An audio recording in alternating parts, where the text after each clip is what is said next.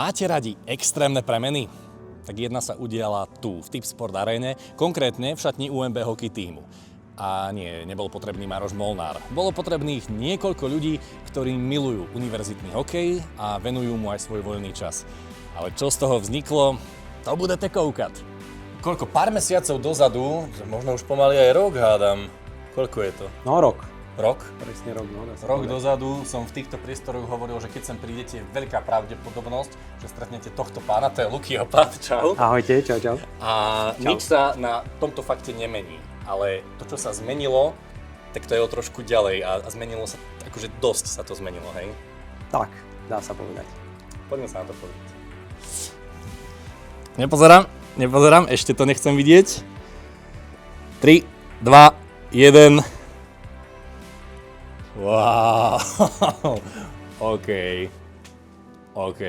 tak toto je masterpiece. Môže byť? To je Amerika.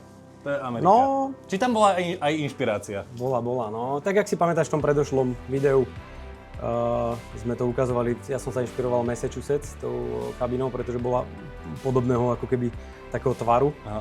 Takže áno a viac sme sa tým inšpirovali, ale doľaďovali sme to s našim partnerom Mondex, Julom Chovanom, ktorý proste je jediný podľa mňa, ktorý má so mnou trpezlivosť, aby to doriešil do takéhoto stavu. Koľko toto trvalo, ten proces takejto rekonštrukcie? Lebo Samotná rekonštrukcia bola 3,5 týždňa, to už bolo OK, to už bolo rýchle, ale viac menej 2 mesiace sa vyrábali boxy, pretože sme to robili všetko na mieru.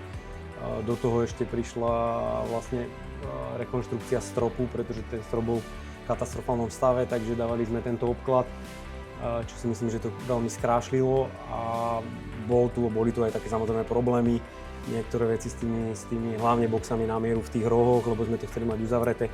Najväčší problém nám prišiel so stropom, pretože najskôr obložili celý strop a nakoniec sme povedali, nech to strhnú, takže boli, tá firma nebola nadšená. Preto tá trpezlivosť, hej, už chápem. Áno, takže, ale no a nakoniec vidíte tento výsledok. Ako ja si viem predstaviť, ako bývalý hráč, aká výhoda je to pre toho hráča, ale poď opísať, čo to znamená pre tých chalanov.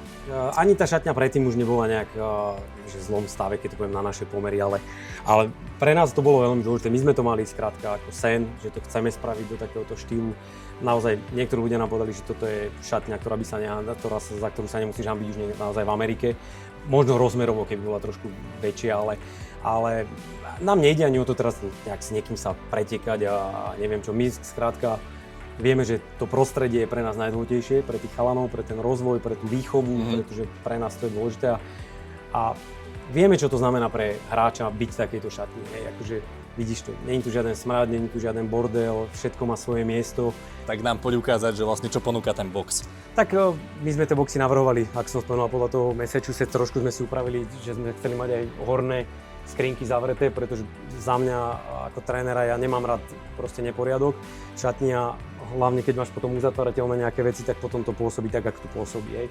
Čiže my sme to vlastne vytvorili tak, že hore je príľuba, rukavice, lakťačky, potom majú tu nejakú skrinku, kde si môžu dať nejaké svoje veci a tak ďalej.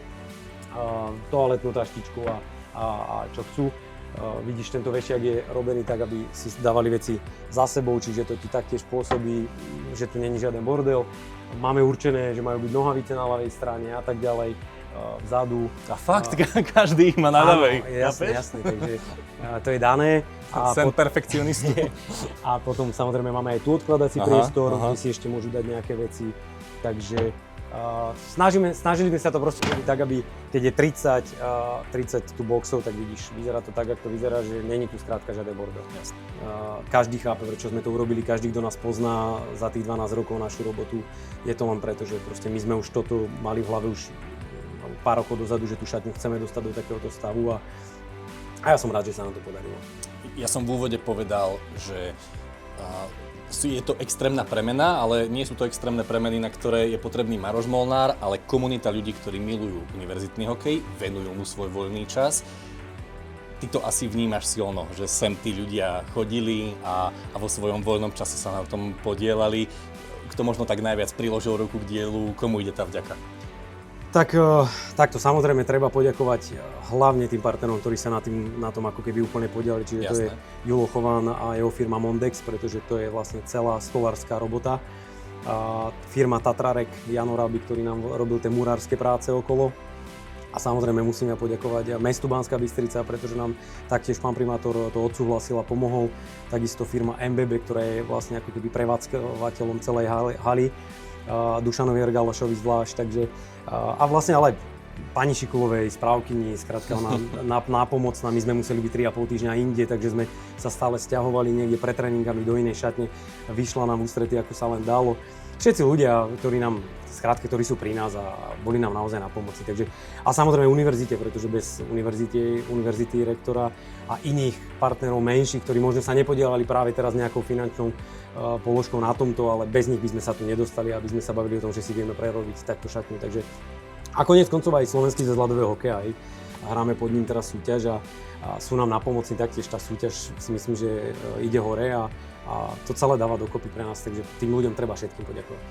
Takže, no neviem, kedy pôjde video von, ale už z tejto šatne budú nastupovať na Open Semester Game. Teraz áno, jedna veľká udalosť. 10.2. A sú ešte nejaké také milníky, ktoré pripravujete a na čo sa môžu ľudia tešiť? Tak ja som to tvrdil pár rokov dozadu, že raz tu chceme vypredať ten zimný štadión a pracujeme naozaj na jednom evente Open Semester Game pokračovanie. A verím, nechcem úplne prezradiť detaily, ale pracujeme na takých veciach, aby sme naozaj ten štadión vypredali. Verím, že sa nám to už podarí možno v septembri. Keď nie vypredali, tak aby sme sa dostali na nejakú cez 2000 ľudí na tribúnach, možno aj viac. A robíme na tom, samozrejme najviac sa do toho pustíme po sezóne, čaká nás teraz play-off, ale verím, že sa nám to podarí a zažijeme to, čo sme vravili, že chceme raz hrať pred vypredaným publikom, takže pracujeme na tom. Držíme veľmi palce, klobúčky dole pred krásne. vami, doslova robíte to svetovo a toto je toho ako veľkým dôkazom. Ďakujeme krásne, ďakujem.